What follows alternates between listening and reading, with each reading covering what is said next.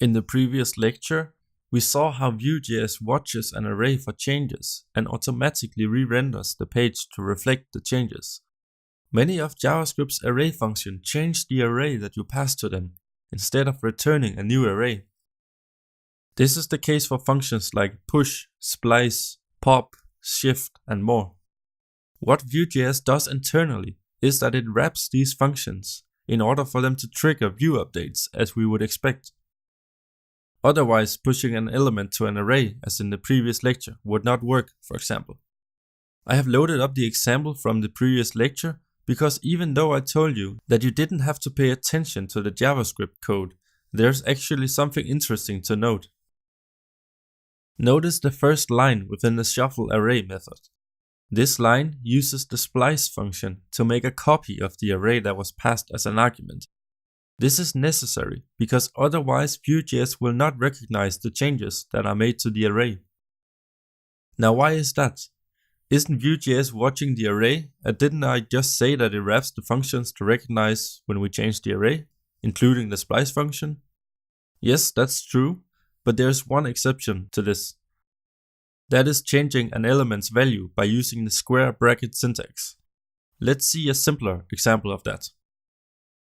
So I've opened up a new JS fiddle, and in this example we simply have an array of numbers from 1 to 5, which is output in an unordered list using the v-for directive. There is also a button which invokes a click event handler that changes the number stored at the second position to 10. What do you think would happen if I run this code and click the button? Let's try.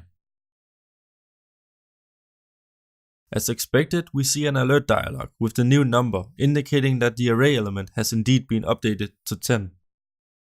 But wait, the list has not been updated. Why isn't Vue.js updating the list now that it's watching the array for changes? This is actually a limitation of JavaScript, which causes Vue.js to not being able to detect when the value of an array element is changed like this.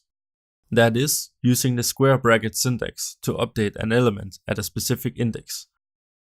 Yeah, I know this is really not so nice, but what can we do about it? As of now, we have two alternatives.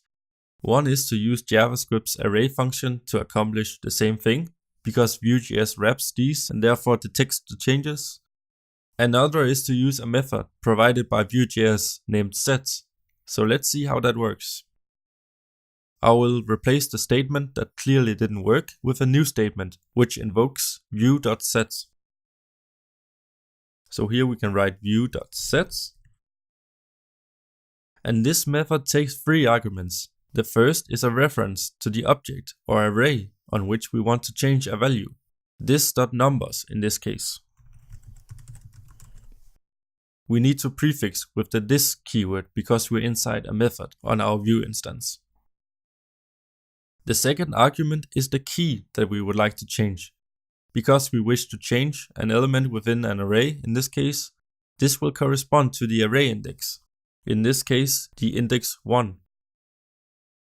The last argument is the value that we want to set on the first argument, in this case the number 10.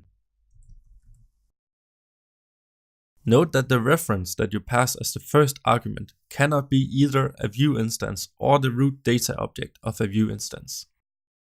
Running the code again, we'll see that the list is now updated as we would have expected in the first place.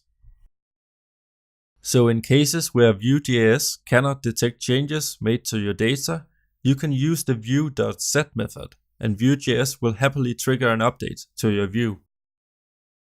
In this lecture, we saw a limitation of Vue.js's change detection, but saw how to deal with it by using the vue.set method. We have been going through a lot of theory in the past lectures, so now it's time to write some code in a few exercises.